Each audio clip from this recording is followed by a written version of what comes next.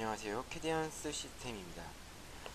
이번 NX10 버전이 출시가 되면서 그에 맞춰 저희 캐디언스에서는 NX를 사용하시는 여러분께 NX10의 업데이트된 내용을 소개해드리고자 합니다. 장표를 보면서 업데이트된 내용들에 대해 설명을 드리도록 하겠고요. 소개 순서는 NX10의 환경, 그리고 피처 모델링, 싱크로너스 모델링의 업데이트된 내용을 소개를 하고, 이어서 각 대표 산업 분야별 모델링을 가지고 NX10을 활용하여 쉽게 따라할 수 있는 시간을 갖도록 하겠습니다. 먼저 NX10의 환경 부분에서 업데이트된 내용을 설명을 드리도록 하겠습니다. 장표를 보시는 바와 같이 인터페이스의 변화가 좀 생겼는데요.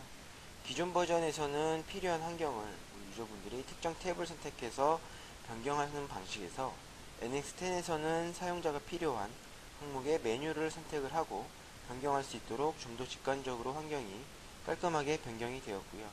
마찬가지 리소스바의 환경도 변경이 되면서 리소스바의 위치를 간결하게 이동할 수 있도록 만들어졌습니다.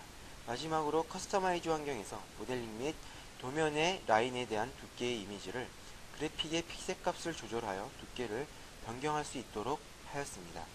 이번에는 마우스 컨트롤에 대한 환경 변화입니다. 우리가 NX9 버전까지는 힐 버튼을 돌렸을 때 앞으로 밀면 줌 아웃, 뒤로 당기면 줌 인이었는데요. NX10 버전에서는 그 기능이 반대로 변경이 되면서 미리 사용해보신 우리 유저분들은 이 부분을 굉장히 불편함을 많이 느끼셨을 겁니다. 그러나 이 부분에 대한 옵션 창이 생기면서 예전 버전처럼 줌 인, 아웃을 활용할 수 있도록 옵션을 선택할 수 있도록 만들어 주었습니다. 다음 커스터마이즈에서의 다이얼로그 박스라는 창이 추가가 되었는데요. 이 옵션은 파티 내비게이터 또는 어셈블리 내비게이터 등의 이런 내비게이터 창의 크기를 변경할 수 있도록 추가가 되었습니다. 이번에는 섹션 뷰의 업데이트된 내용에 대해서 설명을 드리도록 하겠습니다. 섹션 뷰를 실행을 하면 타입이라는 창이 하나 있는데요. 그 타입에 보시면 박스라고 하는 타입이 있습니다. 이 기능을 실행을 하시면 사용자가 단면을 작업하고자 하는 부분을 박스로 영역을 지정해서 한쪽의 단면뿐만이 아닌 다른 쪽의 단면도 작업을 할 수 있는 기능입니다. 이 기능은 마찬가지 NX 9.0에서도 같은 방식이었습니다. 그러나 NX 10.0에서는 이 박스에 대한 마진값을 변경을 할 수 있도록 추가를 하였고요. 기능창 안에 또 익스텐드라는 선택창을 추가해서 모델링 화면에 있는 다른 영상도 박스의 영역 안에 속할 수 있도록 값을 변경하여 단면 작업을 할 수 있도록 만들어 놨습니다. 이 기능 안에 딜레이 박스 업데이트를 체크하고 단면 작업을 하시게 되면 외형 박스의 사이즈는 변경하지 않으면서 작업을 할 수 있는 방식입니다. 작업이 완료가 되고 난 후에는 업데이트 박스라고 하는 선택창을 체크를 하면 내가 변경된 사이즈 박스 타입으로 변경이 되는 것을 확인하실 수가 있습니다. 그럼 NX를 실행을 해서 다시 한번 설명을 드리도록 하겠습니다. 이런 예제 파일을 하나 오픈을 하고요. 자, 기능은 뷰에 가시면 에디트 섹션이라고 하는 기능이 이렇게 있습니다. 자, 그럼 이 기능을 실행을 해서 설명을 드리도록 하겠습니다. 자, 타입에 보시면 박스라고 하는 이런 타입이 있죠. 자, 이거는 NX9 버전에서도 마찬가지로 똑같이 존재를 하고 있는 기능이고요. 다음 NX10에서 이 박스를 실행을 하시게 되면 나머지 옵션들은 다 똑같지만 이 익스텐드라고 하는 옵션 창이 하나 더 생성이 되는 것을 보실 수가 있습니다. 자, 그럼 이 기능을 사용을 해서 설명을 드리도록 하겠습니다. 형상은 이렇게 하나 있고요. 자, 익스텐드라고 하는 기능에서 셀렉트 오브젝트, 즉 형상을 하나 선택을 해보면 그 선택된 형상에서 블럭이 박스가 하나 이렇게 나타나는 것을 보실 수가 있습니다. 자, 이 박스에 대한 값은 이 익스텐드라고 하는 곳에 보시면 마진이라고 있습니다. 자, 이 마진 값을 입력을 하시게 되면 이 솔리드 바디 형상의 끝부분에서 10mm, 끝부분에서 10mm가 들어가는 것을 보실 수가 있습니다. 자, 이렇게 마진을 입력해서 박스를 만들어 주실 수가 있고요. 자, 만들어진 이 박스에서 단면을 작업하고자 하는 부분에 면을 선택을 하시고 이 좌표를 끌어당겨 보시면 이렇게 단면이 생성이 되는 것을 보실 수가 있습니다. 연속으로 선택을 해서 단면 작업을 해 주실 수가 있고요. 자, 제가 이 뒤에 모델링이 하나가 더 있는데 그 모델링을 하나 더 선택을 해서 한 번 더 보여드리도록 하겠습니다. 자, 이렇게 모델링이 하나 있고요. 다시 익스텐드로 넘어가서 이 블럭을 형상을 선택을 하고요. 자, 보시면 선택된 형상에서 마진값이 다시 들어가는 게 보이시죠? 이런 식으로. 자, 마진을 입력해서 박스를 만드실 수가 있겠고요.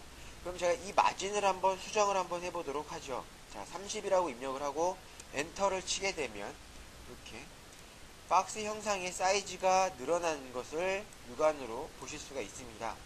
자, 여기에 보시면 또 딜레이 박스 업데이트라고 하는 창이 하나 있는데 이 창을 체크를 하시게 되면 그러고 나서 마진값을 제가 수정을 해보겠습니다. 자, 수정을 하면 아까와는 다르게 박스의 형상이 변화가 없죠. 즉 딜레이 멈춰두겠다는 겁니다. 박스의 형상을 밀리는 작업을 잠시 멈춰두고 단면 섹션 작업을 하신 다음에 이 업데이트 박스라고 하는 항목을 선택을 해서 업데이트를 하시면 이렇게 나중에 적용을 시키겠다라는 작업이 되겠습니다. 자, 이렇게 해서 뷰 섹션이라고 하는 항목에서 업데이트된 내용을 설명을 드렸습니다.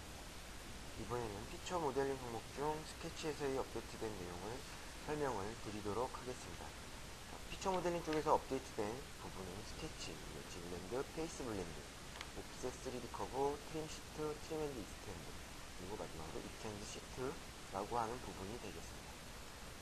스케치 파트에서 변경된 내용은 아이콘의 이미지 변경과 신규 기능의 생성입니다.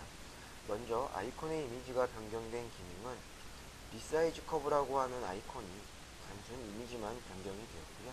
사용 방법은 기존과 동일합니다. 다음 추가된 기능은 리사이즈 챔퍼 커브라는 기능과 옵티마이즈 2D 커브라고 하는 기능입니다. 그럼 이 두 기능의 사용 방법에 대해서 알아보도록 하겠습니다.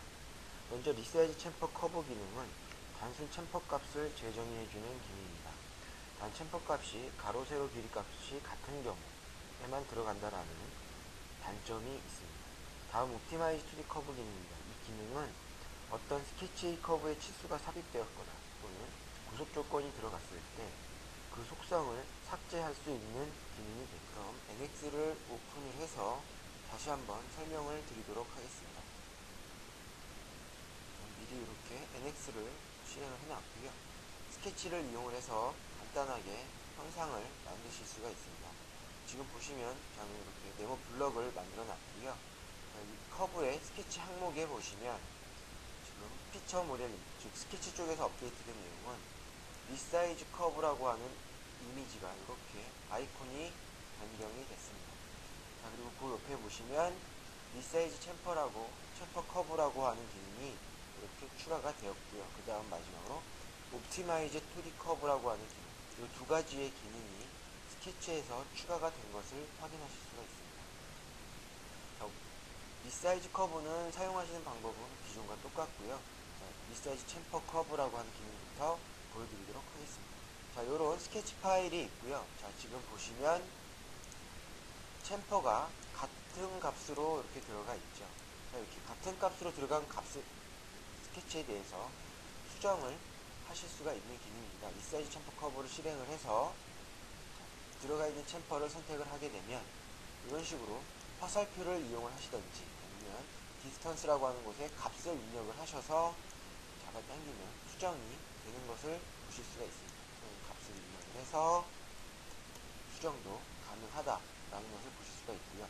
예를 들어 스케치가 정확한 값이 아닌 라인으로 임의의 선을 그어가지고 편집 작업을 해보도록 하겠습니다. 이런 식으로 편집 작업을 하고요. 제가 값은 입력을 이렇게 넣어 보겠습니다. 값을 입력을 하고 얘도 마찬가지 리사이즈 챔퍼 커브를 이용을 해서 수정을 해보면 얘는 라인이 선택이 안 되는 것을 보실 수가 있어요. 즉 얘는 챔퍼로 인식을 못한다라는 얘기인데요. 이렇게 들어가 있는 이 라인들, 즉 스케치는 수정이 안 된다라는 것만 기억을 해주시면 될 것 같습니다. 자, 마지막으로 옵티마이즈드 2D 커브라고 하는 애는 지금 현재 이 스케치에는 완전 구속이라고 하는 조건이 들어가 있죠. 즉 완전 구속이 들어가 있을 경우에는 속성을 지우면 안 되는데 그런 경우, 속성이 필요 없는 경우 그 선에 들어가 있는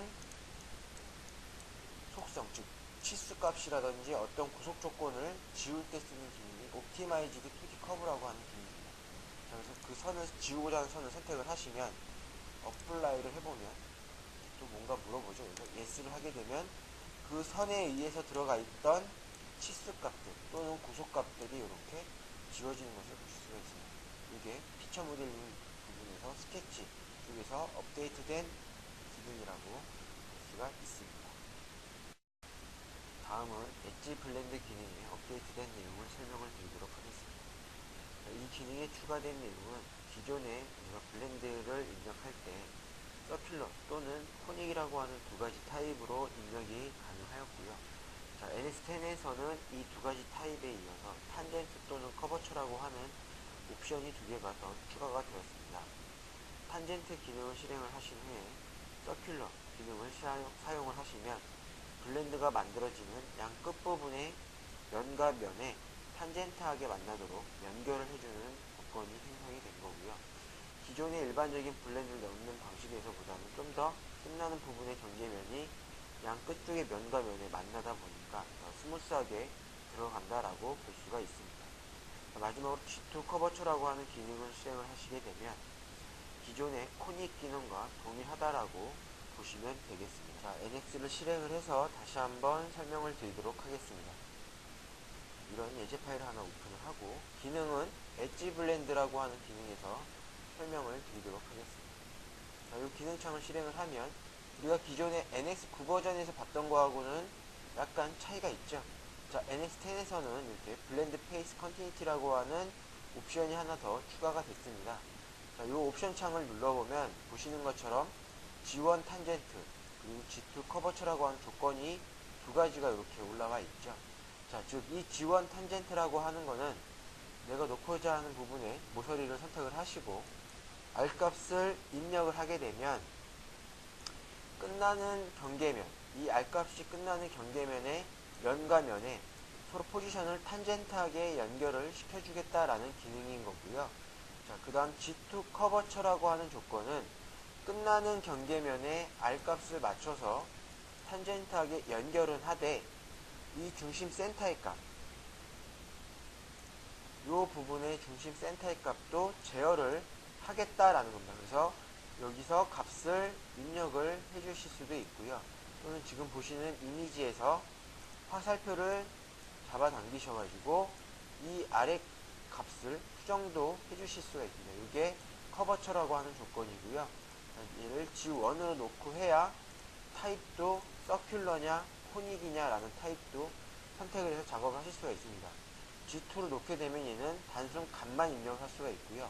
또 여기서 코닉을 선택을 하시면 얘는 G2 커버처에서 넣었던 것처럼 똑같은 값을 입력을 해서 넣게 되어 있습니다. 그래서 엣지 블렌드에서는 이 두 가지 옵션이 추가가 되었다라는 것만 확인을 해주시면 될 것 같습니다. 자, 여기까지 엣지 블렌드에 추가된 내용이었습니다. 다음은 페이스 블렌드 기능에 업데이트된 내용을 설명을 드리도록 하겠습니다. 자, 이 기능은 롤링볼이라는 타입을 사용할 때 나오는 추가된 옵션이고요. 그 옵션에 보시면 내추럴리 베리파이, 그리고 포스트 컨스트레인, 그리고 투 컨스트레인 커브 이렇게 세 가지의 기능이 추가가 되었고요. 먼저 내추럴리 베리파잉 옵션은 어떻게 사용하냐면 면과 면 사이에 블렌드 형상을 생성시켜주는 옵션이고요. 포스트 컨스트레인 옵션이라는 것은 선택된 면의 끝과 그리고 두 번째 선택된 면의 끝에 거리값을 평행, 즉 대각선의 치수로 뽑았을 때 그 값을 블렌드로 표현을 해주는 기능입니다. 끝으로 투 커브 컨스트레인은 두 면의 끝의 커브에서 블렌드를 만들어서 탄젠트 조건으로 연결을 해서 만들어주는 기능이라고 보시면 되겠습니다.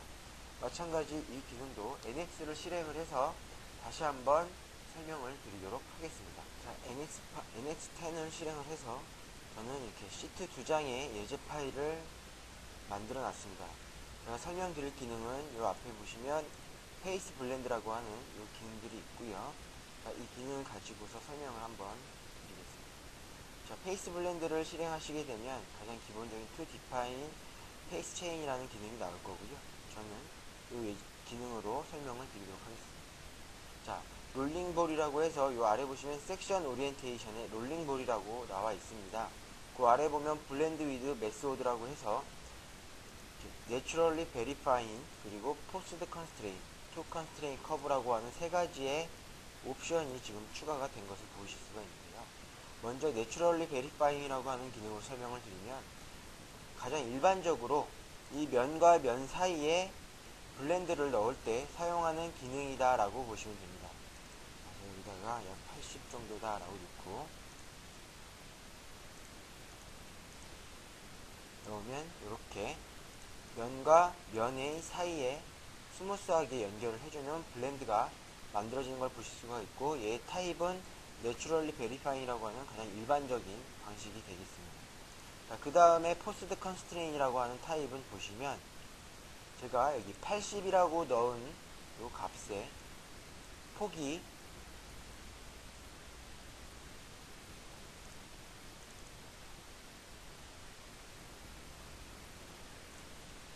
이 끝과 끝의 평행한 거리값이라고 보시면 되겠습니다. 자, 이게 Forced Constraint이라고 하는 타입이 되겠고요. To Constraint Curve라고 하는 거는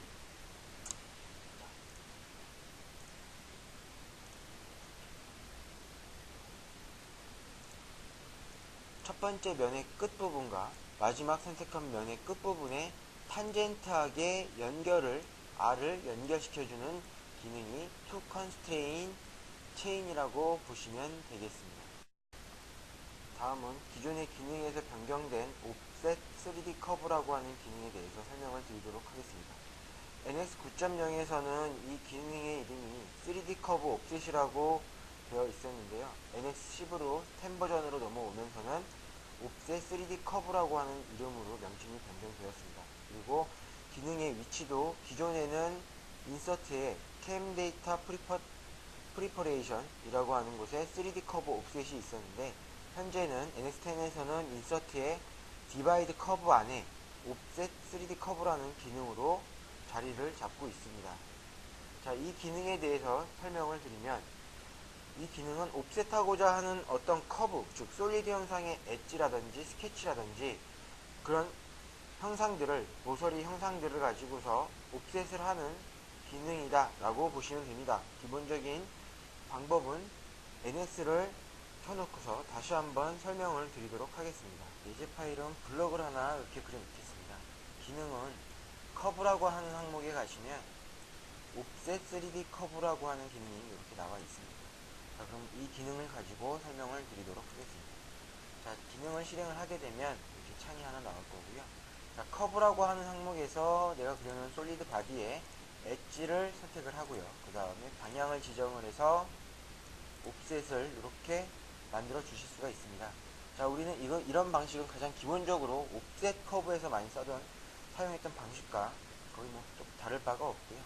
자, 여기 세팅해 보시면 어드밴스드 커브 핏이라고 하는 항목이 있습니다. 이 항목을 체크를 해놓고서 메소드를 보시면 디그리 앤드 세그먼트, 디그리 앤드 톨러런스, 킵 파라미터라이제이션이라는 조건이 있습니다. 디그리 앤드 세그먼트는 말 그대로 함수값과 분할값을 입력을 해서 옵셋하고자 하는 커브를 만들겠다라는 거고요. 디그리 앤드 톨러런스는 함수값과 공차를 넣어서 만들겠다라는 조건인 거고, 키 파라미터라이제이션은 속성을 유지한 상태로 옵셋 값을 만들겠다라는 얘기입니다. 먼저 그러면 디그리 앤드 세그먼트를 설명을 드리도록 하겠습니다. 자, 디그리 앤드 세그먼트를 실행을 하시면 디그리라고 하는 값을 여기서 입력을 하실 수가 있고, 또 세그먼트라는 값을 입력을 하실 수가 있어요.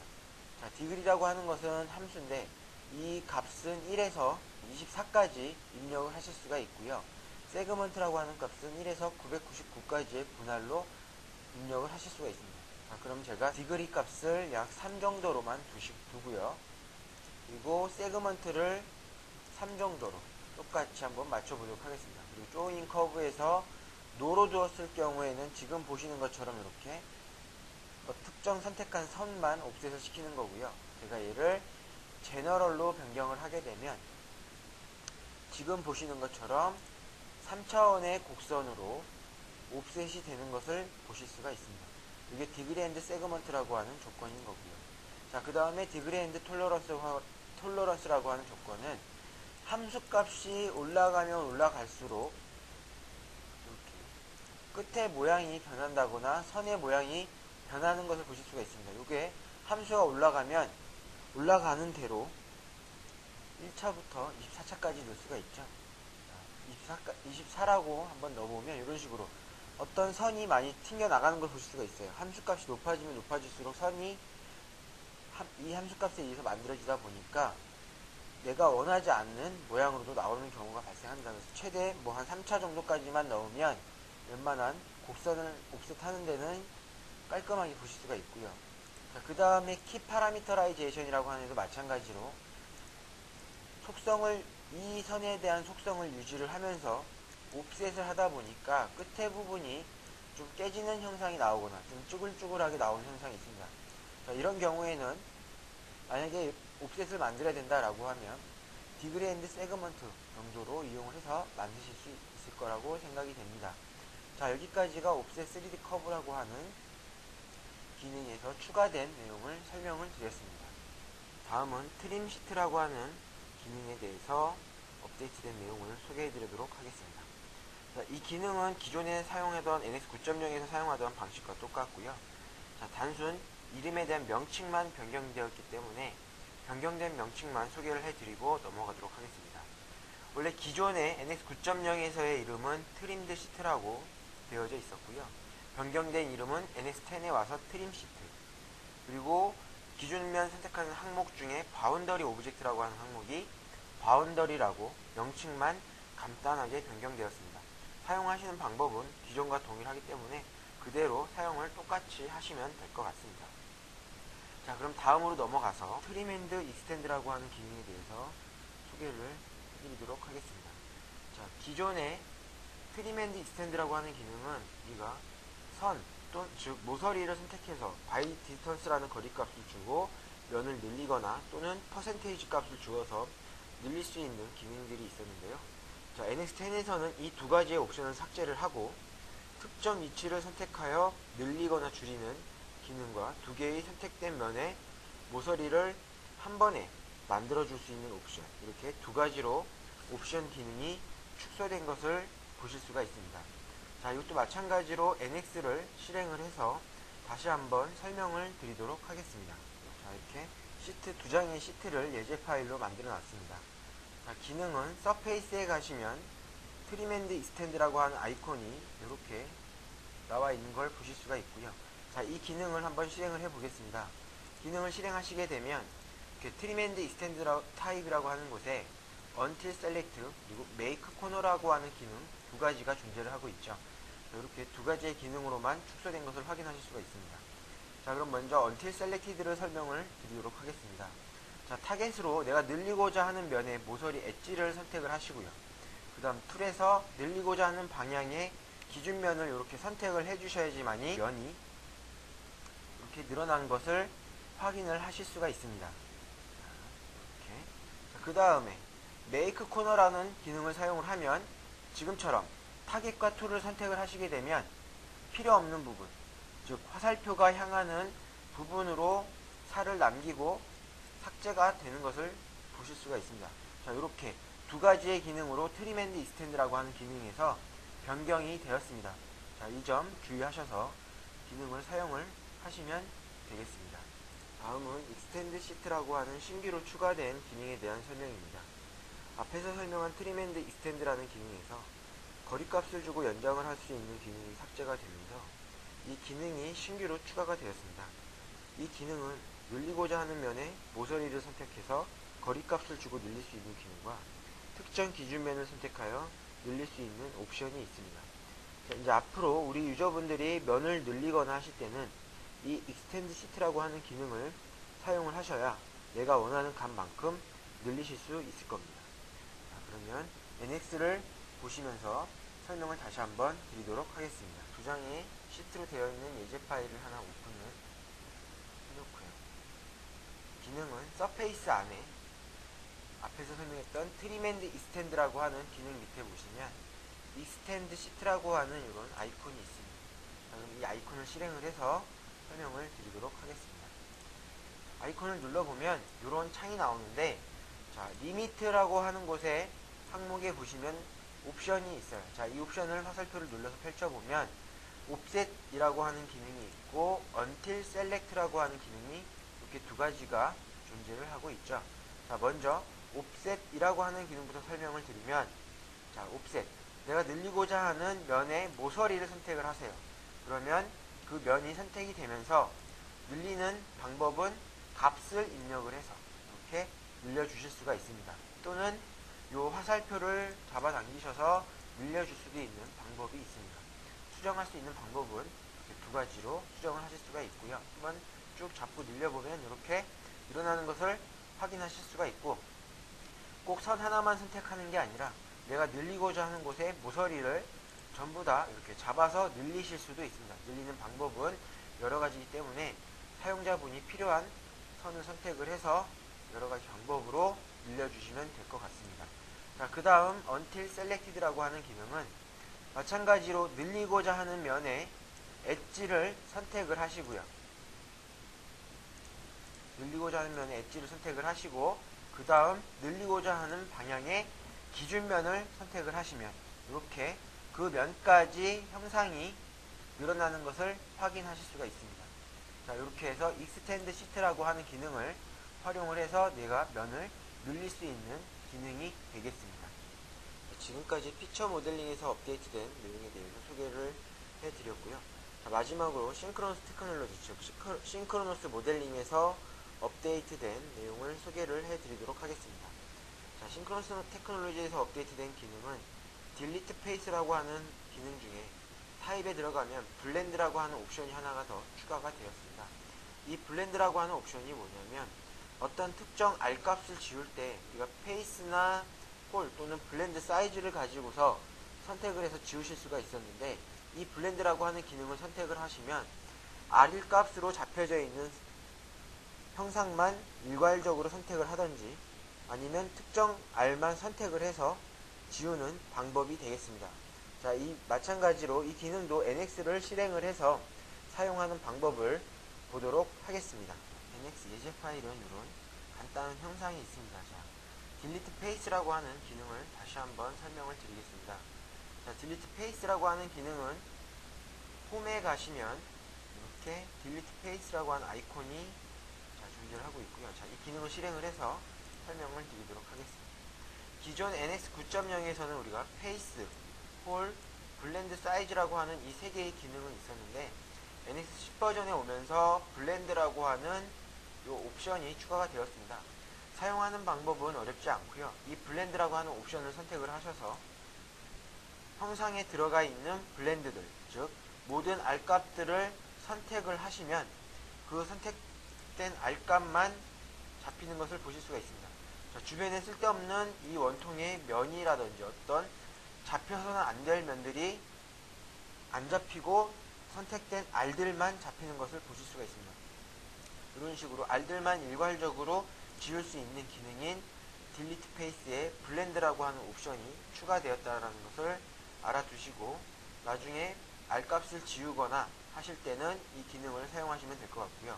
자, 주의점으로 한 가지 당부 말씀을 드리면, 좀 복잡하게 들어가 있는 R값들은 좀 지우는 작업을 하실 때 순서에 의해서 지워주셔야지 아무거나 무조건 잡아서 지우시면 지워지지가 않기 때문에 그 점만 주의하시면 이 기능을 활용하시는 데는 전혀 문제 없이 지울 수 있을 거라고 보여집니다. 자, 여기까지가 싱크로너스 테크놀로지의 싱크로너스 모델링에서 업데이트된 내용이었습니다. 이번 시간에는 NX10을 활용한 모델링 따라하기를 진행하도록 하겠습니다. 모델링 방법은 3개의 산업 분야로 나누어서 모델링을 따라할 예정이고요. 그 3개의 대표 분야로 디자인 파트와 자동차 파트, 전자 파트로 나누어 봤습니다. 디자인 파트에서는 제품 용기에 대한 모델링을, 그리고 자동차 파트에서는 바퀴에 들어가는 휠에 대한 모델링을, 전자 파트에서는 스피커 쪽 모델링을 따라 해보도록 하겠습니다.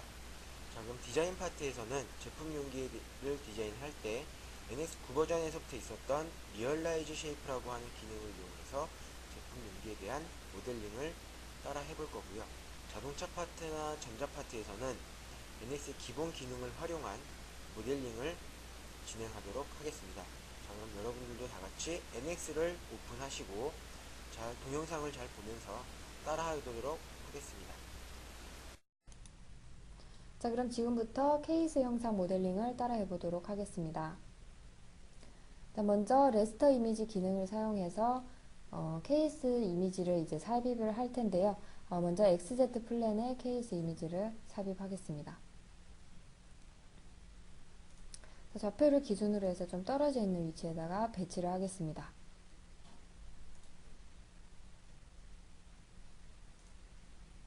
자, 각도 조정하고요. 그 케이스 실제 영상에 맞게 이제 사이즈를 조정을 해주시면 되는데, 이렇게 좀 전에 보신 것처럼 볼을 잡고 이동을 하셔도 되고, 아니면 기능창에서 그 치수를 조정을 하셔서 작업을 진행하셔도 되겠습니다. 자, 그 다음 이 케이스의 바닥 센터가 원점에 오게끔 이미지를 배치를 하고요. OK를 클릭하겠습니다. 자, 동일한 방법으로 케이스의 옆면 이미지도 미리 제가 삽입을 해둔 상태이고요. 자, 이 상태에서 리얼라이즈 쉐입 기능을 실행해서 먼저 프리미티브 쉐입 기능을 이용해서 초기 형상을 생성을 합니다. 자, 이미지를 보시면서 높이 값을 쭉 드래그해서 정의를 해주시면 되고요. 자, 뒤에 이미지가 좀 보이게끔 앞에 형상을 좀 투명도를 주도록 하겠습니다. 자, 그 다음 하셔야 되는 부분이 이 형상을 이제 분할을 해서 작업을 진행할 텐데요. 처음부터 너무 많이 분할을 하시게 되면 작업하는데 어려움이 있기 때문에 전체 형상을 봤을 때 이렇게 만국되는 위치에 분할을 한다고 생각을 하시고 작업을 진행하시면 되겠습니다. 자, 약 5개 정도 이제 분할을 하시면 되는데요. 자, 스플릿 페이스 기능을 실행하셔서 분할을 하시는데, 자, 가운데 보시면 볼을 잡고 이동을 하게 되면 이렇게 원하는 위치에다가 분할을 하실 수 있습니다. 자, 또 형상을 보시게 되면 센터 라인을 기준으로 해서 봤을 때 좌측과 우측이 대칭인데요. 자, 시메트릭 기능을 사용하셔서 플랜을 선택해 주시게 되면 지금 보시는 것처럼 우측에만 케이지 형상이 생성이 됩니다. 자, 이 상태에서 우측 형상만 수정을 하게 되면 좌측도 같이 따라서 바뀌는 것을 볼 수가 있습니다. 자, 이랬을 때 우측 형상만 이렇게 수정을 해주시면 되겠죠. 자, 뒤에 이미지를 보시면서 트랜스폼 케이지 기능을 사용해서 형상을 외곽 라인에 맞춰 나간다고 보시면 됩니다.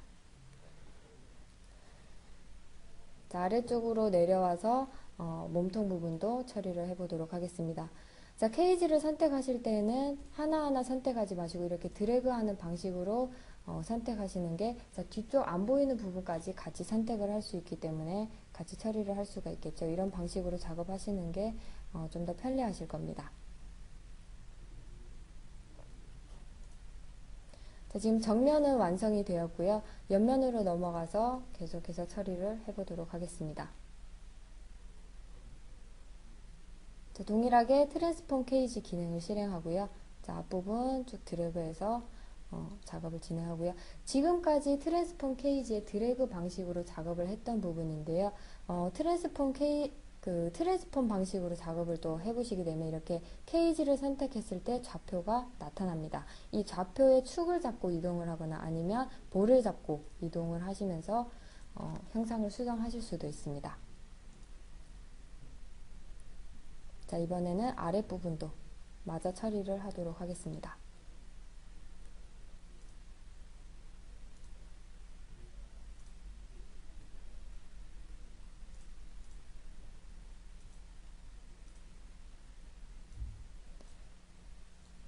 자, 이제 손잡이 부분에 뚫려져 있는 형상을 처리를 하고요.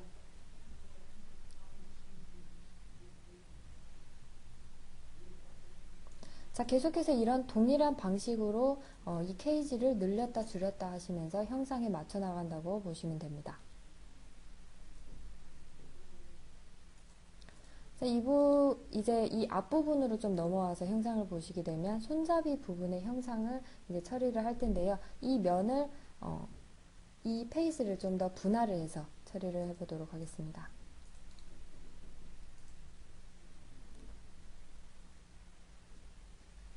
그래서 작업하실 때 세부적인 부분은 그 형상을 이제 작업할 때도 분할을 해서 그때그때 처리를 하시는 게 좋고요. 처음 분할하실 때는 이런 부분들은 좀 무시를 하시고 먼저 크게 잡고 틀을 잡고 나중에 세부적인 면 부분을 처리를 해주시면 됩니다.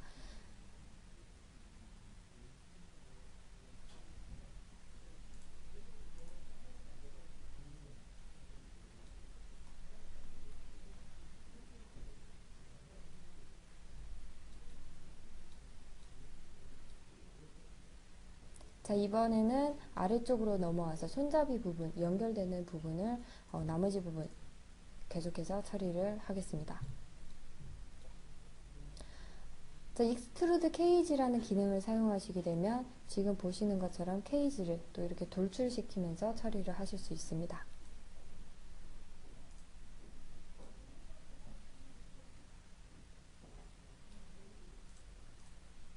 자, 아랫부분도 손잡이 부분을 연결할 수 있게끔 스플릿 페이스 기능을 이용해서 분할을 하고요.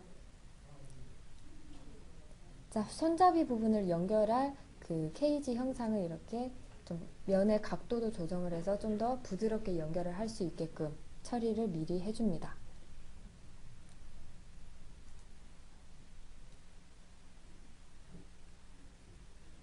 자, 이 상태에서 이제 브릿지 페이스 기능을 사용해서 손잡이 부분, 이 그 페이스와 페이스를 연결을 해주시면 됩니다. 자, 손잡이 부분도 마찬가지로 분할을 해서 형상을 생성을 해주시면 되겠죠. 트랜스폼 케이지 다시 실행하셔서 볼을 잡고 이미지에 맞게 형상을 이동을 하시면 됩니다. 자, 그 다음 나머지 이제 세부적인 부분 계속해서 처리하고요.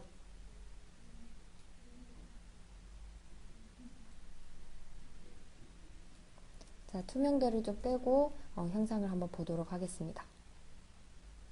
자, 손잡이 부분은 이제 각지게 처리된 부분인데요. Set Continuity 기능을 사용하셔서 이렇게 각지게 표현을 하시면 됩니다. 자, 이번에는 바디 부분의 이 곡면에 대한 표현을 이제 좀 해보도록 할 텐데요. 동일하게 트랜스폼 케이지 기능을 사용하셔서 이 곡면에 대한 처리를 진행해 보도록 하겠습니다.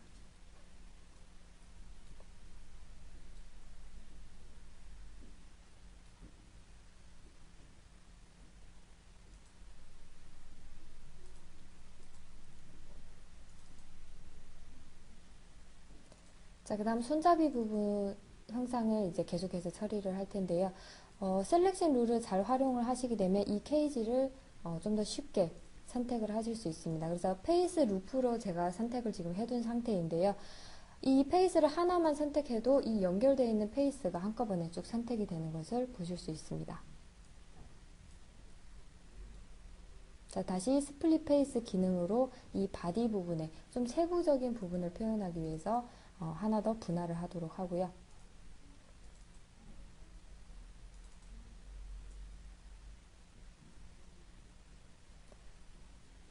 자, 페이스를 잡고 이동을 하실 수도 있지만 지금 보시는 것처럼 이렇게 버텍스 부분을 잡고도 처리를 하실 수 있습니다.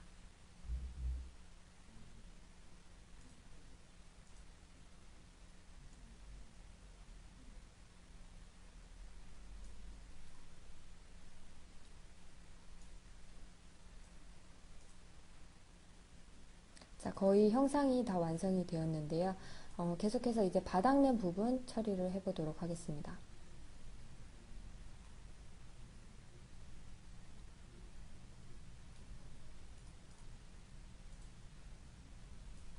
자, 바닥면을 보시게 되면 형상이 이렇게 안쪽으로 온폭 파인 형상인데요. 그 형상을 이제 작업을 할 텐데 먼저 바닥에 있는 케이지를 이 서브 디바이드 페이스 기능을 사용해서 분할을 합니다.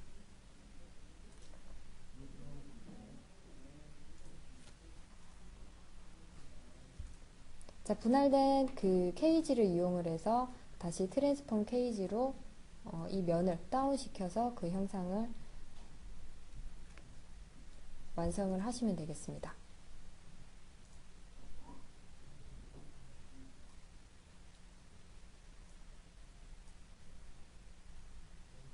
자, 이렇게 해서 전체 케이스 형상 모델링을 마치도록 하겠습니다.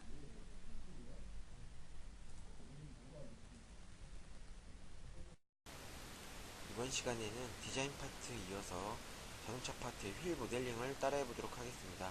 뷰를 선택을 하시고 새 창을 모두 만들어 주시기 바랍니다. 자, 그럼 먼저 스케치를 하도록 하겠습니다. 스케치의 기준 평면은 XZ 평면을 잡아주시기 바랍니다. 자, 그럼 제가 그리는 스케치를 보시고 따라 하도록 하겠습니다.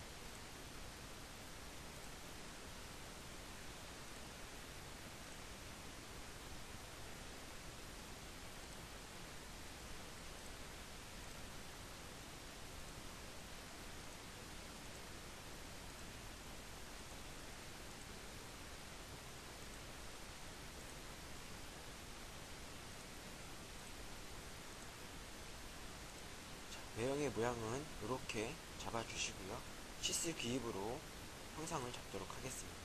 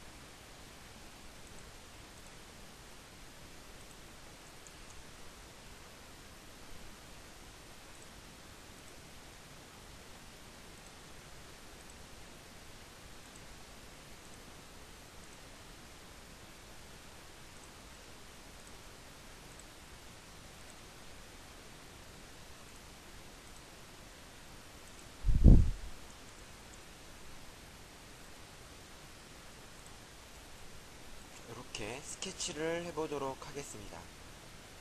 자, 스케치가 완료가 되었으면 빠져나가서 스케치한 형상을 가지고 리볼브 형상으로 회전을 시키도록 하겠습니다. 그리고 스케치를 선택을 하시고요. 회전 방향과 시작 포인트를 찍어주고 이렇게 회전 형상을 만들도록 하겠습니다. 자, 이 회전 형상을 만드신 다음에 쉘이라고 하는 기능을 이용을 하셔서 두께 값을 주고 속을 파도록 하겠습니다. 자, 저는 두께 값을 3mm라고 주고요. 이렇게 형상을 만들도록 하겠습니다. 여러분들도 여기까지 모델링을 똑같이 만들어 보시기 바랍니다. 만들어 놓은 모델링은 잠깐 숨겨두도록 하겠습니다. 숨겨두시고요. 스케치를 하나 더 만들어서 작업을 하도록 하겠습니다. 기준 평면은 XZ 평면 그대로 사용을 하시고요. 자, 스케치는 제가 그리는 스케치를 보시면서 또 다시 한번 따라 하도록 하겠습니다.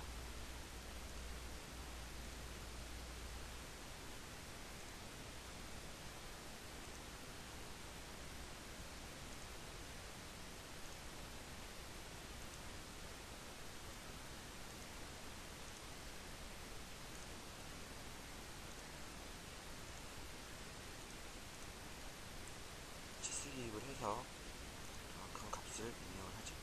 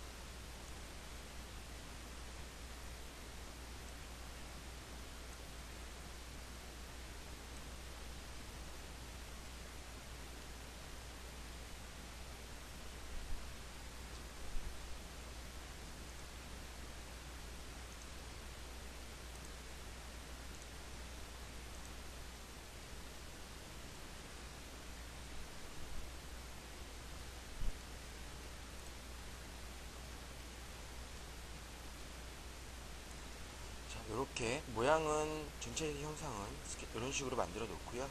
값은 이렇게 입력을 해서 저랑 같이 똑같이 만드실 수가 있습니다. 자, 값은 뭐 정확한 데이터는 아니지만 제가 만들어 보고서 그려놓은 데이터이기 때문에 자, 이렇게 치수 기입을 하시면 될 것 같습니다. 자, 다 만드셨으면 스케치를 빠져나오고요. 똑같이 이 기능도 리볼브 형상을 이용을 하셔서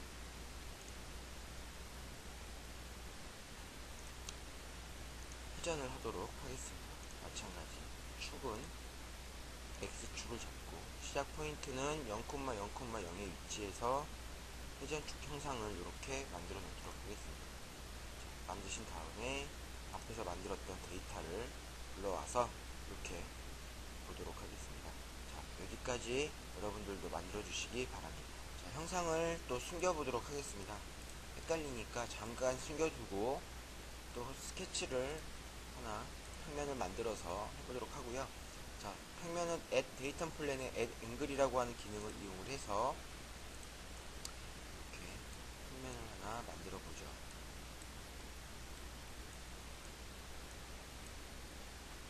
이렇게 평면을 하나 만드신 다음에 자, 이 평면을 기준으로 스케치를 하나 하도록 하겠습니다.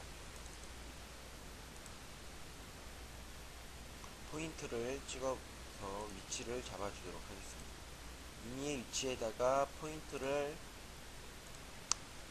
선택을 하시고요. 세 개를 이렇게 찍어준 다음에 값을 입력을 하도록 하겠습니다. 여기서부터 X축까지의 거리는 약 270 정도로 190, 그리고 여기서부터 여기까지 높이는 30 정도로, 그리고 지오메트릭 컨스트레인을 이용을 해서 포인트 온 커브로 이 포인트와 X축과 동일선상이다 라고 만들어줍니다. 여기까지 되셨으면 스케치를 빠져나오시고요. 우리가 찍은 포인트를 선택을 하셔서 축을 하나 만들어 주겠습니다. 데이터 액시스를 이용을 하고요. 이 형상은 잠깐 안 보이니까 숨겨둔 다음에 이 포인트와 이 포인트를 찍어서 축을 하나 만듭니다. 자, 만든 축을 또 이용을 해서 데이터 플랜으로 이 면과 만들어 놓은 축을 활용을 해서 약 20도가 틀어진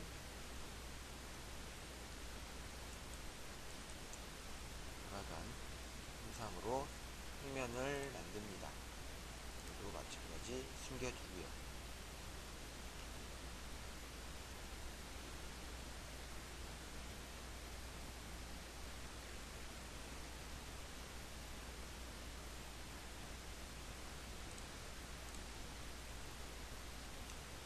그러면 스케치를 활용을 해서 기준 평면을 20도 돌아간 평면을 잡아주신 다음에 미니의 곡선을 하나 그리도록 하겠습니다. 저는 일단 곡선과 빗을 만들고요. 치수 기입을 하도록 하겠습니다. 얘는 약 295R이라고 하는 값을 입력을 하고 스케치를 빠져나오도록 하겠습니다. 이렇게 가이드라인을 하나 만들기 위해서 이런 평면을 작업을 했던 거고요. 다시 한 번 더 데이터 플랜을 이용을 해서 XZ의 평면을 잡고 축은 X축을 선택을 하도록 하겠습니다.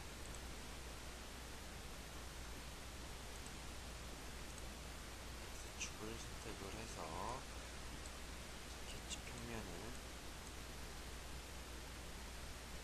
잡아주고요. 스케치를 이용을 해서 잡아놓은 XZ 평면으로 스케치를 하도록 하겠습니다. 자, 선은 임의의 곡선으로 저는 그리도록 하겠습니다. 모양은 사용자가 원하는 모양으로 만들어 놓으셔도 크게 상관없을 거고요. 다이폴 타입으로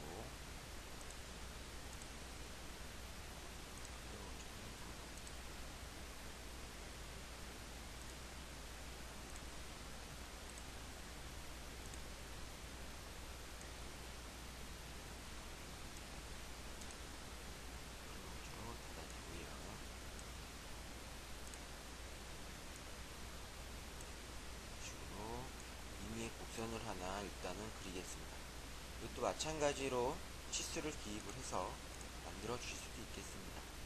자, 아이소뷰로 돌려둔 다음에 자, 서페이스에 있는 스왑이라고 하는 기능으로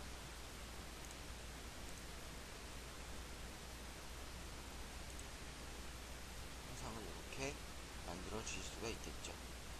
그러면 숨겨뒀던 앞에 형상들을 불러오도록 하겠습니다.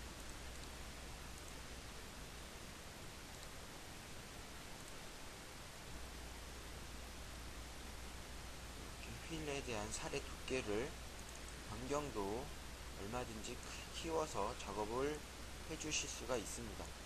이거는 이쁜 모양을 만들기 위해서 유저 여러분들이 원하는 모양으로 잠깐 수정을 해보도록 하겠습니다.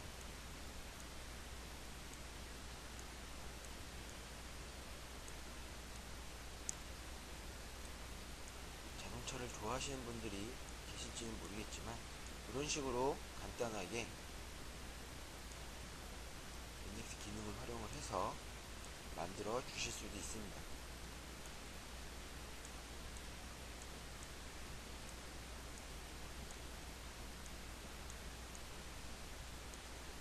이렇게 만들어주고요.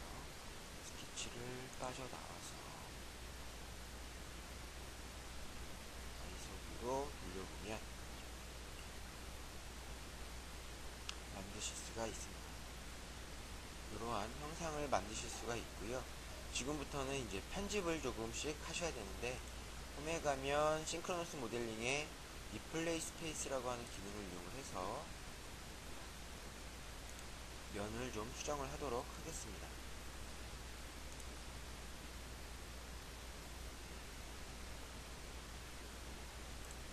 점점 어느 정도 맞춰주시고요. 저는 요 겉에 있는 면을 이용을 해서 편집을 좀, 면 수정을 좀 하도록 하죠. 자, 수정은 익스트랙트 지오메트리로 면을 좀 뜯어내고요.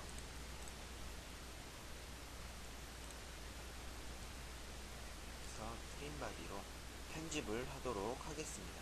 이 기능은 어디 있죠? 그래서 붙여줘볼게요.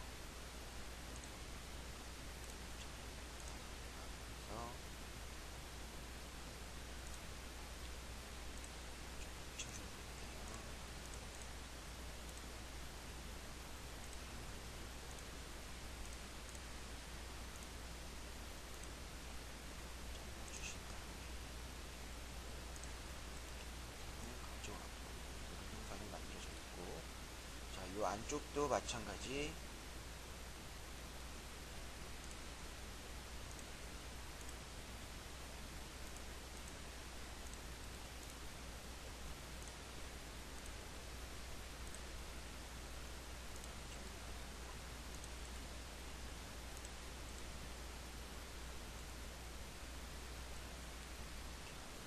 하겠습니다. 이런 만든 형상은 이제 배열을 하시면 되겠죠. 연관 복사로 보호에 가면 패턴 지오메트리 형상을 원형 배열로 딱 배열하시고요. 축은 Z축, 시작 포인트는 뭐 센터에서 5개 정도 360도 나누기 5로 하고 OK 하면 이렇게 형상이 만들어지죠. 그 다음 합체를 이용해서 합체를 하도록 하겠습니다. 그 다음에 필요 없는 것들은 일단 숨겨두도록 하죠.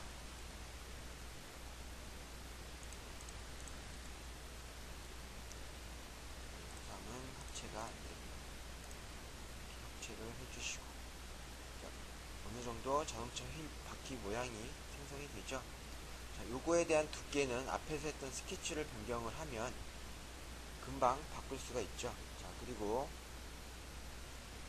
하나 더 스케치를 간단하게 잡아 주시고요. 볼트 홀의 위치를 체결을 하려면 차와 바퀴를 체결하려면 볼트 홀이 있어야 되겠죠. 간단하게 홀을 하나 그려서 스케치를 해보도록 하겠습니다.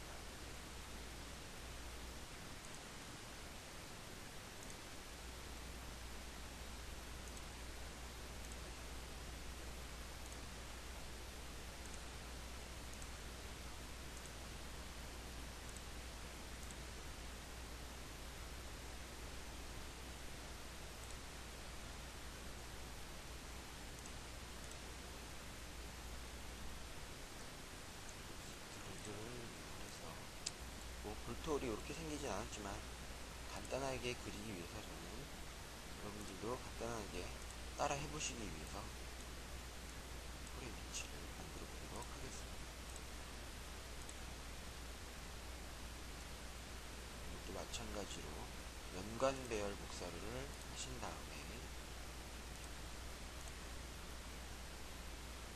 일단은 Z축 시작 포인트는 여기로 5개를 똑같이, 그 다음에 패치라고 하는 기능을 이용해서 1번과 면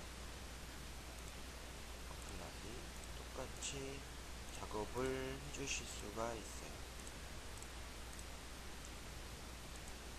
이렇게 볼트 체결부의 구멍을 만들어 주실 수가 있겠죠. 자, 그리고 가운데 부분에 덮개를 하나 한번 만들어 보도록 하죠. 익스트루드로 이 엣지를 이용을 하고요. 요거는 두께는 1mm 정도로 한번 제가 만들어 보도록 하겠습니다.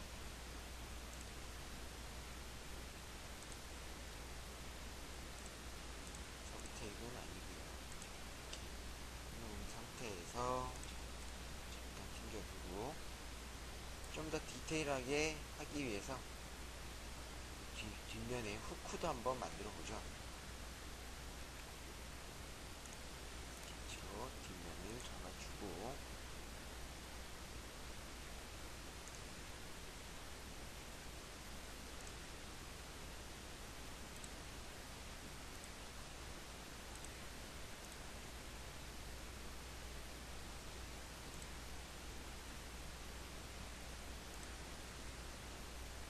스케치를 하나 대충 그려놓고요.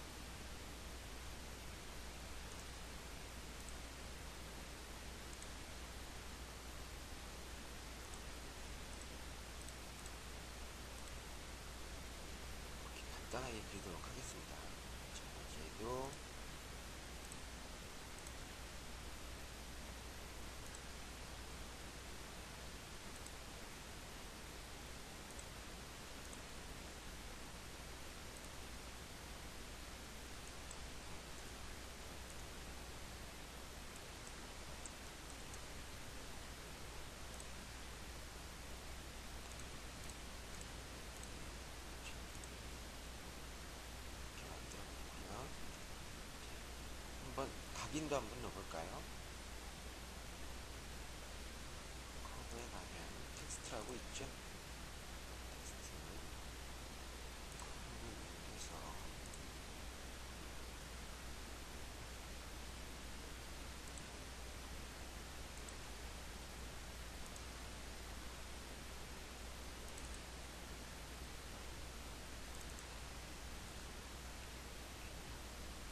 캐디언스 시스템이라고 하고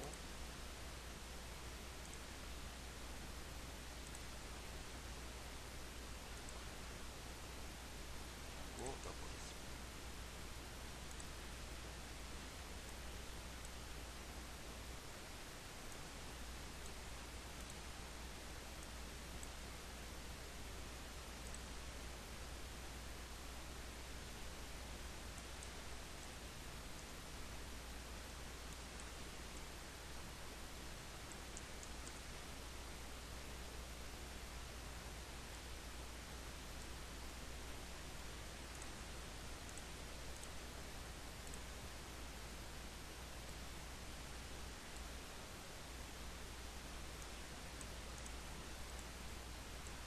각인을 만들어줄 수도 있겠죠.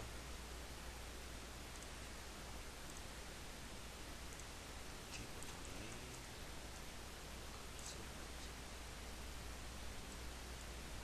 만들어 주실 수가 있습니다.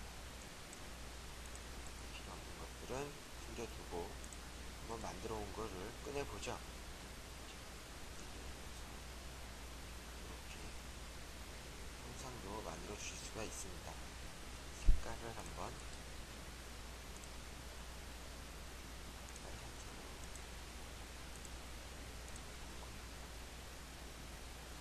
이렇게 해서 만들어 주시면 될 것 같고, 자 마지막으로 좀 더 현실화를 시키기 위해서 R을 필요한 부분에 R을 좀 넣어준 다음에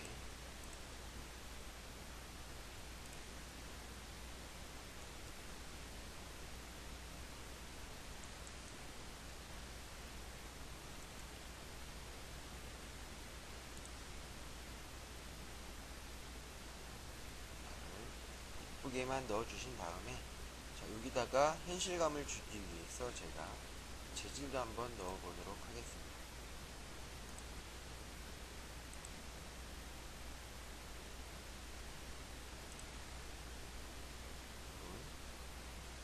형상도 만들어 줄 수가 있고요.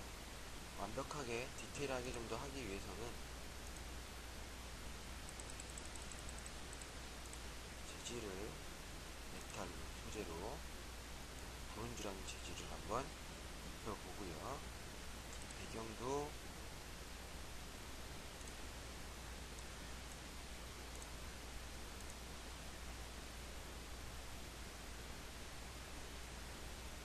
물론 휠 형상을 만들어 놓고 필요에 따라서 포트폴리오라든지 이런 것도 만들어 주실 수가 있겠습니다. 여기까지가 자동차 휠을 만드는 방법이었습니다. 이번 시간에는 스피커 모델링 따라하기를 해보도록 하겠습니다. 설명 방식은 제가 미리 만들어 놓은 스피커 모델링을 열어 놓고요. 제가 만들었던 방식 과정을 하나씩 설명을 드리는 순서로 나가도록 하겠습니다. 여러분들은 제가 그렸던 방식을 보시면서 똑같이 따라서 만들어 주시기 바랍니다. 그러면 제가 만든 모델링을 오픈하도록 하겠습니다. 지금 보시는 것처럼 제가 그렸던 모델링 했던 과정들이 이렇게 나타나 있죠. 자, 이 과정들에 대해서 하나씩 설명을 드리면서 여러분들과 같이 만들어 보도록 하겠습니다. 먼저 스케치를 하기 위해서 데이터 플랜이라고 하는 기준면을 하나 만들어 보도록 하겠습니다. 지금 보시면 원래 있던 XZ평면의 좌표에서 at distance라고 하는 기능을 활용하여 약 84mm 거리 떨어진 위치에 평면을 하나 보시는 것처럼 만들어 놓습니다. 자, 그럼 만들어 놓은 이 평면을 기준으로 스케치를 하나 만들어 보도록 하겠습니다. 자, 지금 보시는 스케치를 여러분들도 똑같이 만들어 주시기 바랍니다. 치수는 요 값을 그대로 따라서 만들어 주시면 되겠습니다. 자, 스케치가 완료가 되었다라는 가정하에 스케치를 빠져나가고요. 그 다음에 데이터물 하나 더 만들어서 스케치를 하나 또 하도록 하겠습니다. 지금 보시는 것처럼 마찬가지 XZ의 기준 평면을 이용을 해서 약 114.3mm 떨어진 거리에 평면을 하나 또 만들어 놓습니다. 자, 평면이 만들어졌으면 그 평면을 가지고서 스케치를 또 한번 하도록 하겠습니다. 자, 스케치를 이런 식으로 그려주시면 되고요. 자, 앞에 그린 스케치는 헷갈리니까 잠깐 숨겨두도록 하겠습니다. 자, 스케치는 이렇게 형상은 앞에 거와 비슷한 형상이지만 요 값을 보신 다음에 모델링을 해주시면 되겠습니다. 자, 마찬가지 이 스케치도 완료가 되었다라는 가정하에 스케치를 빠져나가도록 하겠습니다. 그러면 저처럼 이렇게 스케치 두 가지가 여러분들도 그려진 것을 보실 수가 있습니다. 그 다음 요 앞에 보시면 두 개의 그 스케치를 그려놓은 부분에 직선 구간이 요 모서리에 직선 구간이 존재를 하죠. 자, 여기서 보시면 이렇게 이 직선 구간, 이 두 개의 직선 구간의 라인을 선택을 해서 기준 평면을 하나 더 만들어 보도록 하겠습니다. 자, 데이터 플랜을 이용을 하셔서 to 라인이라고 하는 기능으로 요 라인과 요 라인을 선택을 해서 저처럼 기준 평면을 잡아 주실 수가 있습니다.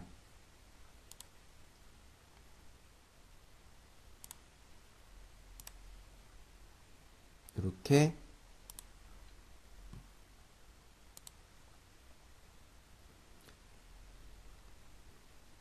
만들어 주실 수가 있습니다. 여기까지 스케치 평면이 완료가 기준 평면이 되었고요. 그 다음 또 데이터 플랜을 이용을 하셔서 요런 기준 평면을 하나 더 만듭니다. 이것도 마찬가지 데이터 플랜이라고 하는 기능을 이용을 하셔가지고 at angle로 기준면 그리고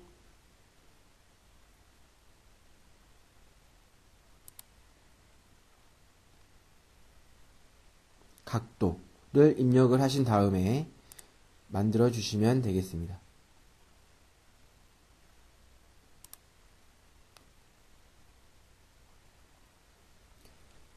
이렇게 두 개에 만족하는 평면을 만들어 주시고요. 자, 만들어 놓은 평면에 스케치를 하도록 하겠습니다. 먼저 스케치를 처음에 만들었던 이 평면을 기준으로 스케치를 진행을 하도록 하겠습니다.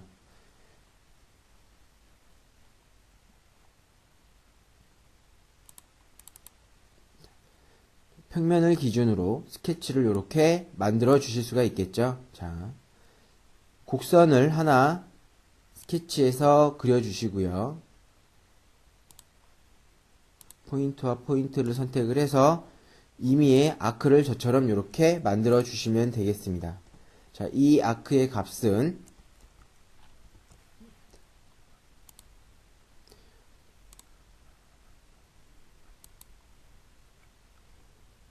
226.5 아래 값으로 만들어 주시면 되겠습니다. 이것도 마찬가지 스케치가 완료가 되었으면 빠져나가도록 하겠습니다. 자, 두 번째로 만들어 놓은 스케치를 선택을 하고요. 자, 바닥 평면에 스케치를 평면을 선택하신 다음에 임의의 R값으로 마찬가지로 선을 만들어 주도록 하겠습니다. 마찬가지 아크를 이용을 하셔서 스케치를 만들어 주실 수가 있겠습니다. 지금 보시는 것처럼 이런 아크를 이용을 해서 스케치를 하나 만들어 주실 수가 있겠습니다. 자, 여기까지 스케치가 만들어졌으면 잠깐 이 평면들은 헷갈리니까 숨겨두도록 하겠습니다.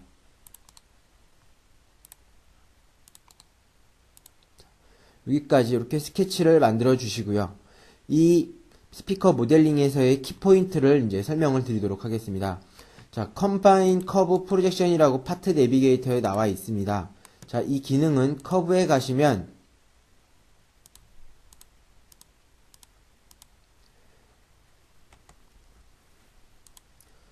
컴바인 프로젝션이라고 하는 기능이 있습니다. 자, 이 기능은 어떤 기능이냐 하면 저희가 스케치로 두 개를 선을 그려놨죠. 자, 요 선과 바닥에 그린 이 선에 두 개를 만족하는 선을 프로젝트, 투영을 시켜주는 기능입니다. 쉽게 얘기해서. 자, 지금 보시는 것처럼 제가 이렇게 컴바인 프로젝션이라고 하는 선을 만들어 놨는데, 자, 이 선을 보시면 이 위쪽에 있는 곡선과 바닥에 있는 곡선을 만족하는 선이 만들어지는 것을 확인을 하실 수가 있습니다. 자, 이게 컴바인 프로젝션이라고 하는 기능이고요. 이 기능의 사용 방법은 커브 1번에서 저희가 그렸던 스케치 커브를 하나 선택을 하시고, 두 번째 커브에서 우리가 그 다음 두 번째로 그렸던 커브를 선택을 하신 다음에 방향을 지정을 해 주실 수가 있습니다. 현재 저는 커브가 그려져 있던 방향으로 노멀 투 커브라고 하는 기능을 써서 만들어 놨고요. 또는 얼롱 벡터라고 하는 기능을 활용을 하셔서 정확한 위치도 잡아 주실 수가 있습니다. 자, 이렇게 해서 선을 그려보도록 하겠습니다. 마찬가지로 반대편도 똑같은 방식으로 기준 평면을 잡고 그리고 스케치를 진행을 하신 다음에 컴바인 프로젝션이라고 하는 기능으로 만들어 주시면 되겠습니다. 마찬가지 이 선도 복잡하니까 잠깐 숨겨두도록 하겠습니다.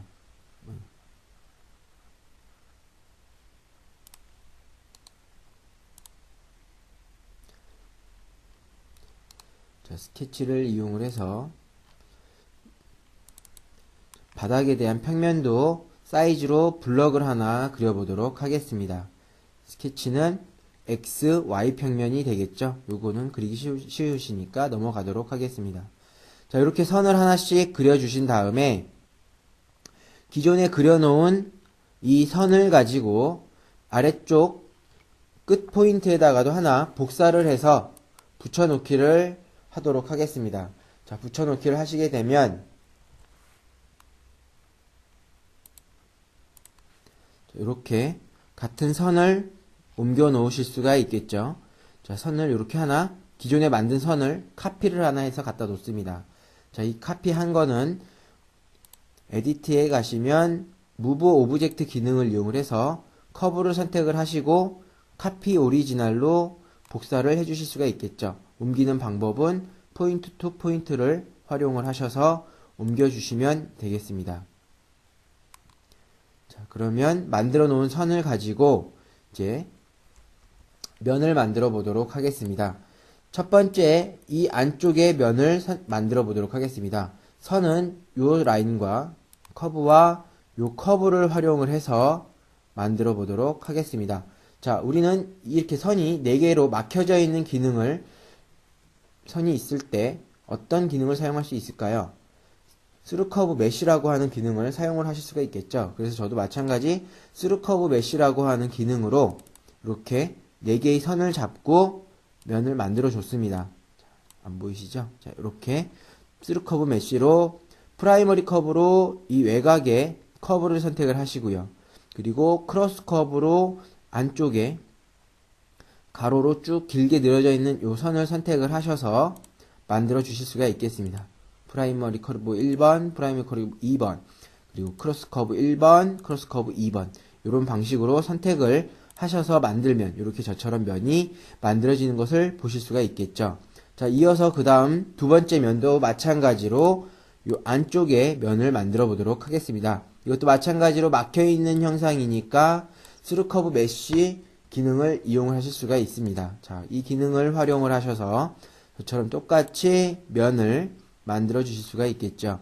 프라이머리 커브 1번, 그리고 프라이머리 커브 2번, 그리고 가이드 크로스 커브를 이용을 해서 크로스 커브 1번, 그리고 크로스 커브 2번 이렇게 만들어 주실 수가 있습니다. 그러면 저처럼 이렇게 면이 하나씩 만들어지시겠죠.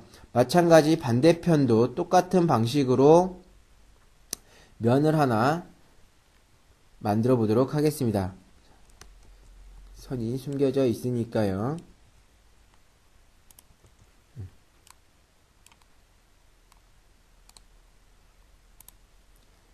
같은 방식으로 면을 만들고 그리고 스케치를 또 하고요. 이런 식으로 스케치를 해서 만들어 주실 수가 있겠죠.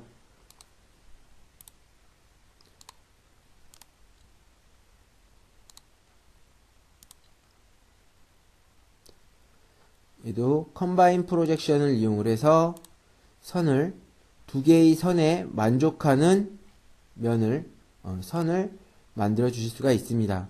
자, 이 두 개의 선도 잠깐 숨겨두도록 하겠습니다.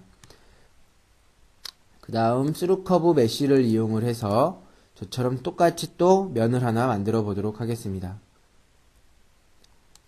그 다음 똑같이 위쪽에 면을 만들어 보고요. 스루커브 메쉬 기능을 이용을 하시면 되겠습니다. 자, 여기까지 다 만드셨으면 그 다음 바운디드 플랜이라고 하는 기능으로 나머지 위 측면과 저 오른쪽에 있는 측면 그리고 바닥면을 메꿔 보도록 하겠습니다. 여기는 구간이 평면 구간이니까 우리는 바운디드 플랜 기능을 활용을 하셔서 메꿔 주실 수가 있겠죠. 자, 이렇게 바운디드 플랜을 선택을 하신 다음에 평면을 메꾸고요. 또 바운디드 플랜을 선택을 하셔서 평면을 메꿔 주실 수가 있겠죠. 자, 이런 식으로 평면을 메꾸실 수가 있겠습니다. 그 다음에 바닥 평면을 메꿔 주실 수가 있겠죠. 자, 여기까지 이런 형상을 다 만드셨으면 그 다음 요 윗면을 메꿔야 이제 솔리드 형상을 작업을 하실 수가 있는데, 자, 윗면도 마찬가지로 4개의 변이 다 막혀 있기 때문에, 즉 폐곡선이기 때문에 이 기능도 스루커브 메쉬라고 하는 기능을 이용을 해서 저처럼 이렇게 메꿔 주실 수가 있겠죠. 자, 여기까지 메꿔 주신 다음에 지금 현재로서는 6개의 면이 합체가 된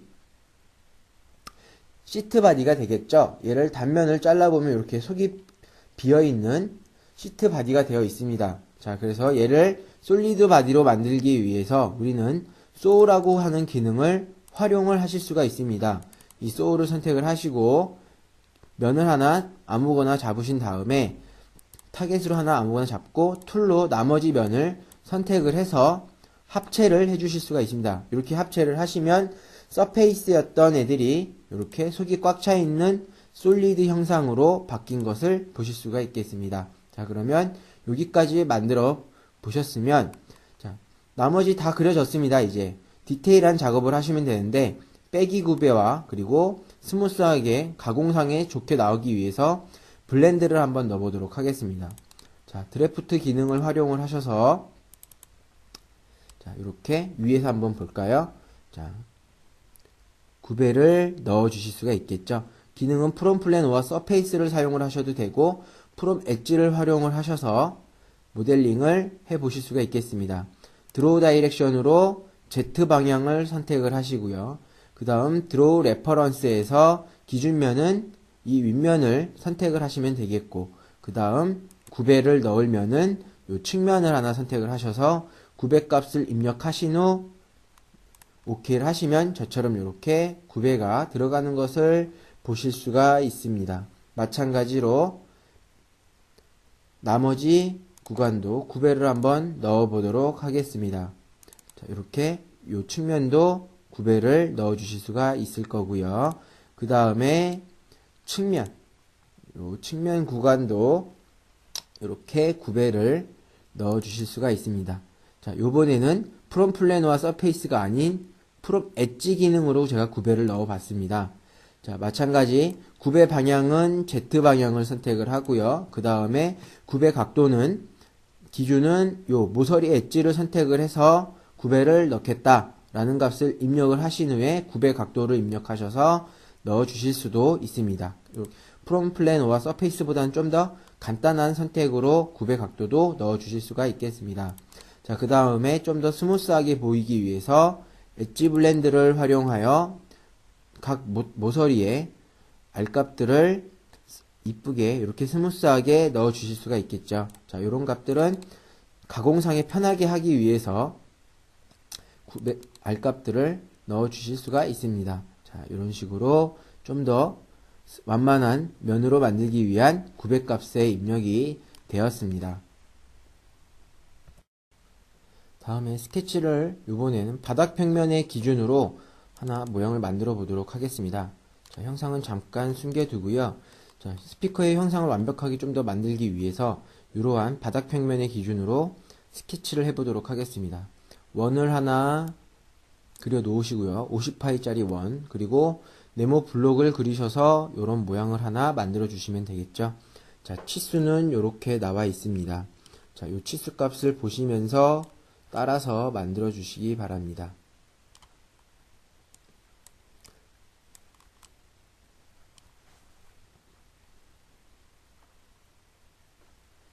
자, 스케치가 완료가 되었으면 피니쉬 스케치를 하신 다음에 내가 그려놓은 스케치를 이제 익스트루드 기능을 이용을 하셔서 미리 만들어 온 솔리드 바디와 그리고 두 번째로 그렸던 스케치의 형상을 서브 트랙으로 빼기를 해보도록 하겠습니다. 자, 익스트루드를 하시면서 바로 빼기를 하실 수가 있겠죠. 어차피 관통이니까 값은 넉넉히 넣어주시면 되겠습니다. 자, 그럼 OK를 해서 이렇게 관통을 시켜 놓도록 하고요. 자, 다음에 데이터 플랜으로 지금 면을 하나 더 만들었는데 이 면은 바닥 평면을 기준으로 약 15도 정도 더 들어간 면을 하나 만들어 놓습니다. 자, 이 면은 X, Y 평면을 선택한 후에 at angle을 이용을 하시면 저처럼 이렇게 15도 각도의 평면을 하나 더 만들어 주실 수가 있겠죠. 자, 이렇게 스케치를 하나 만들어 놓고요. 그 다음에 스케치를 그 만들어 놓은 평면을 기준으로 자, 요 평면을 기준으로 스케치를 하나 만들어 줄 수가 있습니다. 자, 18짜리 원을 하나 대충 그려 놓고요. 그 다음에 이어서 스케치를 하나 또 옆에다가 그려 놓죠. 자, 요 스케치의 활용은 어떤 기능이냐면 익스트루드 하실 때 가이드를 하기 위해서 만들어 놨습니다. 자, 익스트루드를 하실 때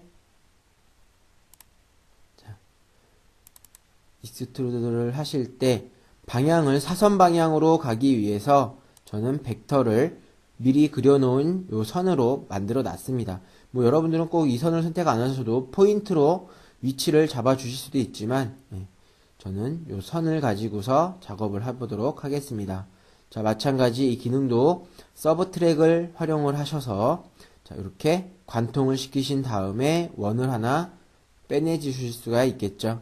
자, 이렇게 작업을 하신 다음에 그 다음에 그 원통에다가 구배를 한번 넣어 보도록 하겠습니다. 프롬 엣지 기능을 활용을 하시고요. 방향은 위로 당연히 가니까 Z 방향, 엣지는 바닥에 구멍을 뚫어 놓은 엣지를 기준으로 각도는 약 9도에서 10도 정도가 딱 이상적으로 들어갑니다. 자, 그래서 저는 일단 9도의 값을 이렇게 넣어 주실 수가 있겠습니다. 자, 그 다음에 스피커 형상이니까 아무래도 속을 좀 파는 작업을 해야 되겠죠. 그래서 우리는 쉘이라고 하는 기능을 이용을 하셔서 이렇게 두께 값은 약 2mm 정도로 값을 주고 형상을 만들어 주실 수가 있겠죠. 그러면 이런 식으로 두께를 가진 형상이 속이 파지는 것을 보실 수가 있겠습니다. 이렇게. 자, 여기까지 형상을 한번 만들어 보시고요. 다 되신 분들은 그 다음 이어서 형상을 만들어 보도록 하겠습니다. 어느 정도 스피커의 외형은 나왔죠? 자, 여기서 이제 디테일하게 작업을 하시는 건데, 자, 옵셋 페이스로 아까 만들었던 안쪽에 요 형상의 값을 약간 좀 줄여 주시고요. 저는 값을 약 23mm 정도 옵셋을 해서 살을 빼 주었습니다. 이렇게. 자, 마찬가지로 엣지 블렌드를 이용을 해서 좀 더 이쁘게 블렌드를 입력을 이렇게 하겠습니다. 입력을 하면 이렇게 블렌드가 들어가죠.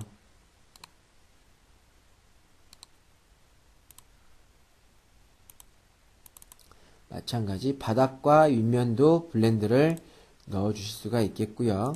자, 윗면도 이렇게 7이라고 하는 R값을 넣어서 블렌드 작업도 해주시면 되겠습니다. 그러면 위쪽과 아래쪽에 블렌드가 들어간 것을 보실 수가 있습니다. 그 다음에 익스트루드를 또 이용을 하셔서 제가 그려놨던 스케치 형상, 요 원통 형상을 요번에는 약 55mm 익스트루드 하고 그리고 합체 기능을 이용을 해서 이렇게 형상을 합체를 해보도록 하겠습니다. 자, 이런 식으로 스케치를 이용을 해서 익스트루드를 만들어 주실 수가 있겠죠.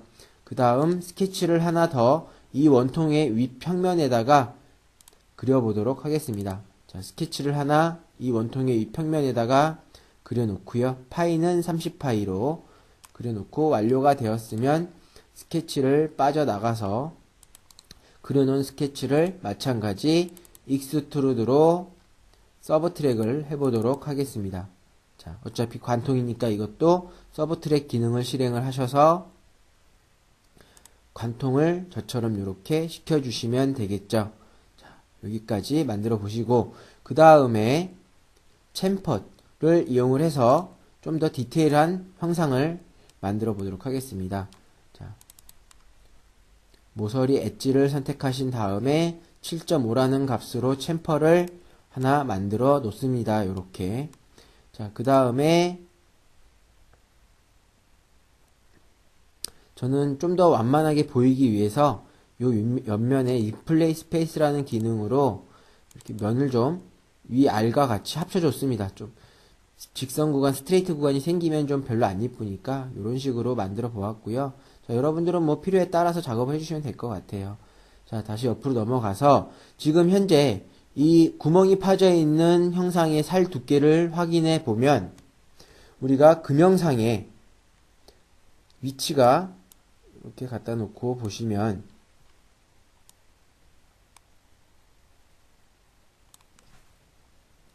제품이 나왔다라고 봤을 때 이 부분의 살 두께가 되게 두껍죠? 자, 마찬가지. 그러면 이 부분도 3T라고 하는 두께로 똑같이 일률적으로 살 빼기를 해주셔야 됩니다. 자, 그 살 빼기 하는 방법을 한번 또 제가 보여드리도록 하겠습니다. 살 빼기를 해보도록 하지요. 자, 옵셋 서페이스라고 하는 기능을 활용을 할 거고요. 자, 이 기능은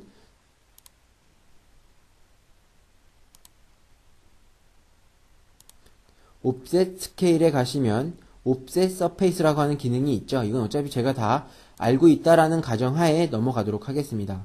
자, 옵셋 서페이스 기능을 이용을 하셔서 요 면과 요 면과 요 면, 이 세 개의 면을 추출을 하도록 하겠습니다.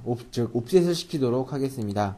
자, 첫 번째 옵셋 서페이스를 선택을 해서 자, 윗면을 선택을 하고 약 2.5mm 옵셋을 하도록 하겠습니다. 즉 살 두께 값으로 입력을 하시면 되겠죠. 자, 그리고 또 한 번 옵셋 서페이스를 이용을 하셔서 자, 이번엔 요 겉면에 있는 면을 옵셋을 시키도록 하고요. 자, 그 다음 마지막으로 옵셋 서페이스를 이용을 해서 이 안쪽의 면을 선택을 해서 옵셋을 이렇게 하도록 하겠습니다. 자, 그러면 이렇게 세 개의 면이 나타나는 것을 보실 수가 있겠죠. 자, 이렇게. 자, 그러면 이 세 개의 면을 편집을 해서 살 빼기를 해보도록 하겠습니다. 자, 면을 자르는 기능인 트림드 시트를 이용을 하셔가지고, 자, 남길 면을 선택을 하시고, 타겟에서 남길 면 선택하고, 그 다음 기준면을 선택을 하신 다음에 자르면 이렇게 윗면만 잘려 나가는 게 보이시겠죠.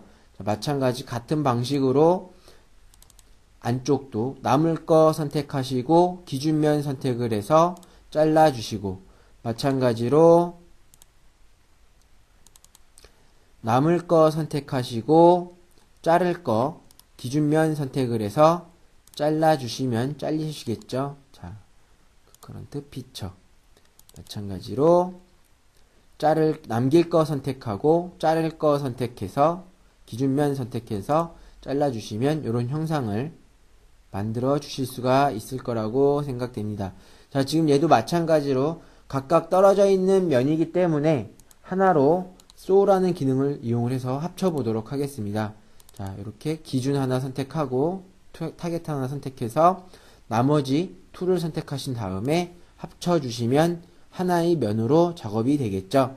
자, 이렇게 만들어 놓고 만든 솔리드를 불러오신 다음에 빼주시기 전에 자, 요 형상을 봤더니 형상이 내가 만들어 놓은 솔리드보다 면이 작아요.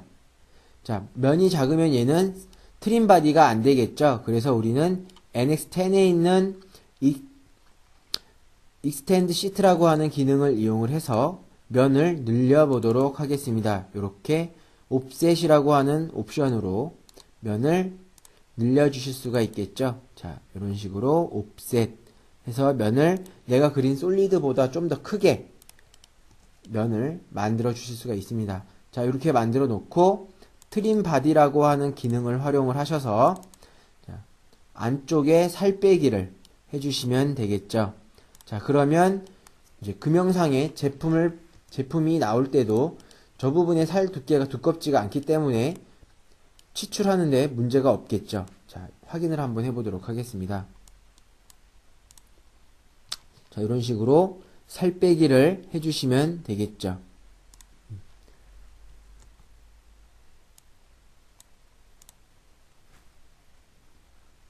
어느 정도 그러면 스피커의 형상이 나타난 것을 보실 수가 있고요. 자, 마지막으로 좀 더 완만하게 보이기 위해서 엣지 블렌드를 활용을 해서 가공상에 마찬가지 나오기 편하게끔 웬만하면 가공에서 NC에서 나오는 게 제일 낫죠. 뭐 방전을 한다던가 이런 것보다는 NC에서 한 방에 코어가 나올 수 있으면 좋기 때문에 자, 이런 식으로 R값을 넣어서 만들어주는 것도 한 개의 팁이 될 수가 있습니다. 자, 그 다음 스케치를 이용을 해서 바닥 평면을 잡아주시고요. 자, 형상을 이렇게만 만들어 놓으면 제품이 약하기 때문에 우리는 리브 형상을 하나 만들죠. 자, 이렇게 스케치를 간단하게 만들어 주실 수가 있습니다. 자, 이런 식으로 리브 형상을 하나 만들어 주시겠습니다.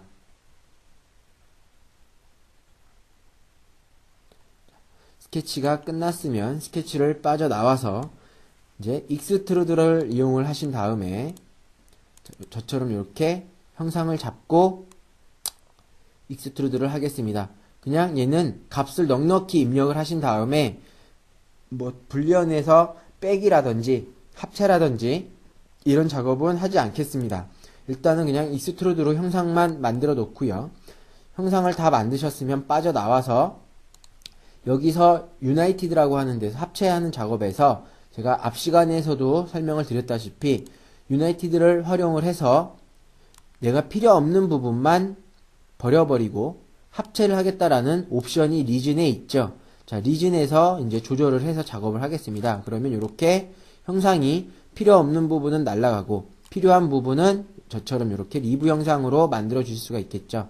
자, 다시 한번 유나이티드를 활용을 해서 자, 타겟으로 합체할 물체 선택하고 툴에서 기준을 선택을 하시고 그 다음에 남길 물체를 선택하신 후에 OK를 해주시면 남길 물체만 남겨두고 빠져나가는 것을 보실 수가 있습니다. 자, 이런 식으로 만들어 주실 수가 있겠죠. 자, 그 다음에 옵셋 페이스라는 걸로 저는 좀 더 기능을 정리를 하였는데 자, 리브가 살이 저는 이 윗면까지 오는 게 아니라 어느 정도 내려간 위치에서 두께를 만들겠다라고 했었기 때문에 저는 이렇게 옵셋 값을 줘서 면을 좀 더 편집을 했습니다. 아니면 애초에 스케치를 그리실 때 정확한 스케치를 그리셔서 길이 값이라든지 두께 값을 만들어 주시면 굳이 옵셋까지 갈 필요는 없겠죠. 자, 그 다음에 드래프트라고 하는 기능을 이용을 해서 리브에 빼기 구배를 넣어 주었습니다. 자, 빼기 구배를 저처럼 이렇게 프롭 엣지라고 하는 기능을 활용을 해서 벡터로 구배 방향, Z 방향을 찍어 주시고요. 그리고 어떤 면을 기준으로 구배를 넣을 건지, 빼기 구배를 넣을 건지 기준을 잡아 주시면 즉 이렇게 8개의 하나, 둘, 셋, 넷, 다, 여섯 8개, 9, 10개의 구배 기준면에 챔퍼를 9배를 넣어주시면 되겠습니다. 그 다음 마지막으로 블렌드를 활용을 하셔서 좀 더 가공에 잘 나올 수 있게끔 이런 블렌드 값도 넣어주시면 되겠습니다. 자, 이렇게 해서 스피커의 외형 형상도 만드는 작업을 해 볼 수가 있겠습니다. 자, 여기까지가 NX10을 활용한 모델링의 따라하기 내용이었습니다. 자, 여러분들께서도 천천히 한번 모델링을 영상을 보시면서 따라해 보도록 하시고요. 자, 궁금한 사항이 있거나 하시면 저희 캐디언스 시스템으로 문의를 하시면 성실한 답변을 드리도록 하겠습니다. 자, 여기까지가 NX10을 활용한 모델링 따라하기였습니다. 수고하셨습니다.